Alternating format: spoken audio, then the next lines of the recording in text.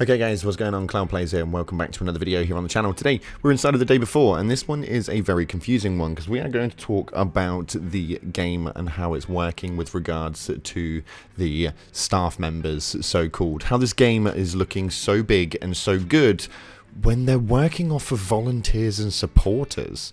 Now this information has obviously been out there since around June 2022, but we're going to reiterate this right now because as the game's coming closer and we're going for a launch date of March 2023, we are very close to the game actually releasing. So without any further ado, if you haven't already, make sure you smash that beautiful blue thumbs up and subscribe with post notifications turned on. It'd be greatly appreciated. Hit me down in the comment section, let me know what you guys are thinking of this game right now, and if you want to see some more content with regards to this and more weird information about this title, then find the previous videos for the last few days down in the description. Anyway, with that being said, let's dive into it. So this is a really weird one for me, and there's a real quick brief one. This game is looking to be absolutely massive. This is a open world MMO zombie shooter, and this is looking to be probably one of the bigger games of the year if they manage to pull this off. My problem is I don't really understand how they're going to, and the main reason for it is actually who it is that's actually designing it. Now, as far as we're aware, in the way that they've worded things, the people that are sort of developing the game are classified as volunteers. Now, a general definition of a volunteer is somebody who does work underneath a volunteer basis, meaning that they are generally unpaid for the work that they do because they volunteer to use their own time to generically move this time period.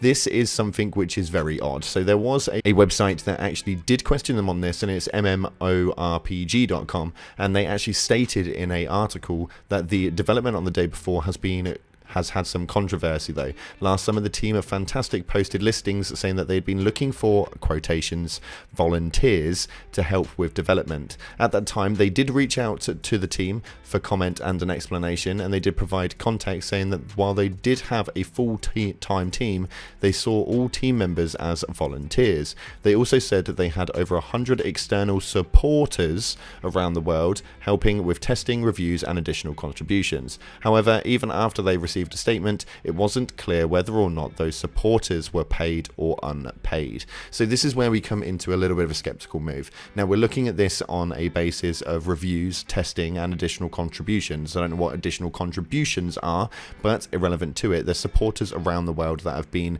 so forth apparently playing this game. Now they're obviously all going to be underneath NDA, although this game is absolutely massive, and with Fantastic not really being such a professional company or being a company which seems to have any real forefooting inside of the gaming community, I find it extremely odd that there's over 100 external supporters playing this game for the rights of testing and reviews, and not a single leak has come out thus far, nor a single opinion or anything like that. With the sheer size of how big this game is, 9 times out of 10 that is the sort of stuff that you will see on side of the internet. We have seen absolutely nothing. Now these external supporters, we don't know whether they're paid, whether they're unpaid, but we have got a quotation saying that they're members that are developing the team are volunteers.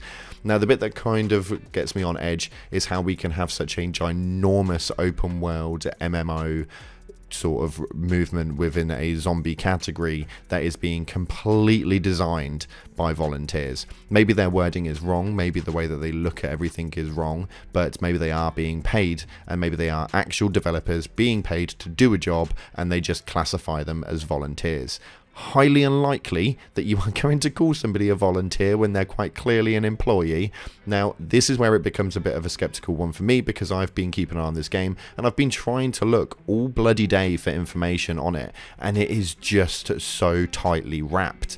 It's so under wraps, it's absolutely bonkers, almost as if there is absolutely nothing to find with the title at all, which is again more concerning than you would actually believe when it comes to these titles, and when we actually review them, when we put news up about them, and when I sit here and do an absolute shed ton of research, we have oodles upon oodles of things that come up about these titles. And I am talking about titles from the likes of Activision, the likes of Blizzard, the likes of EA. These big companies still can't keep everything under wraps, but yet somehow they've managed to keep everything with this game completely and utterly tightly under wraps, that nobody knows anything about it. It's being developed by people who are volunteering to be developers for such a large game that could essentially make millions if this is done correctly, and then on top of that they've got only around 100 people that are testing the game globally. This is a very, very massive recipe for disaster, and this is something that I really had to put out there after the last video that we put up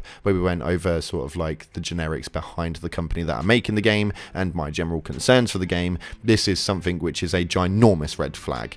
Ginormous red flag. I just don't understand the concept behind it, and I do not believe that these wordings are correct, or if they are correct, that this can even be classified as legal. I completely understand that people will volunteer to do work, and I get that, but surely you cannot have an entire team of developers volunteering to make what could be the biggest game of 2023 and let Fantastic just take the reapings for absolutely all of this hard work. I find it extremely, extremely odd, and I do not understand this whatsoever. As I was doing a bit more research with regards to what happened earlier on last year, we're looking at obviously when this information originally come out, we obviously had a lot of the trailers being at higher graphics and all of that sort of stuff. We did go through the conversation yesterday of the graphics actually being lowered for this gameplay release earlier on this year. I'm just absolutely baffled, and I'm just kind of looking for a little bit more on anything that you guys have got with regards to this game, any information, any articles. Feel free to hit me up. You'll find my Twitter and my Instagram down in the description. Feel free to DM me or message me anything that you guys managed to find with regards to new information or anything like that on this game, because I'm just trying to dig through as much as I can and can't seem to find anything on it other than the fact that the game's being made by just random people essentially. Me, myself, this is not going to be a game I'm going to be sinking my money into on day one by any stretch of the imagination. We're going to be seeing exactly where this one goes, and I hope that this one does go exactly where we want it to go, because if this one can pull off the main root course of it, then this one could be one of the best games of 2023, and if they manage to successfully make this the way that it's meant to be made, then these volunteers are owed a absolutely massive, massive bonus, and if they're not, then I can imagine that there is going to be a lot of sues and a lot of lawsuits that are going to be in the banking for Fantastic, as they're going to be well out of pocket when people realise what it is that this game has kind of given them. I feel like this is going to be one of those where they develop the game, they have the game released, and then Fantastic, knowing everything that we know about them so far, will probably disperse the game in the first 6 months, maybe even a year, unless it really propels into the stratosphere. This generally means that they will end up selling it or moving it forward to the main publisher, which at the moment is not really a publisher that you will know very much about at all. And that company is Mytoner. It's not even a company I really have had much of a run-in with when it comes to any game sort of pushes. And there's a very big reason why you won't know who they are, because the games that they've actually published are Seeker's Note from 2015, Cooking Diary in 2018. The newer projects that they've had out is Prop Night in 2021, which we all know was a little bit of a cheap-ass scam, and The Day Before, which is going to be the first big title that they actually publish. I don't really understand how it's managed to work or how they've got on video inside. I'm just baffled, and as you can tell by these videos, they kind of get a little bit ramble movement as the information is a little bit sporadic and kind of widespread. But that's all we've got for today. If you guys have got absolutely anything, like I said, please hit me up in Twitter or on Instagram down in the description box below. Thank you so much again for watching. Appreciate your faces, and as always, I'll see you in the clouds.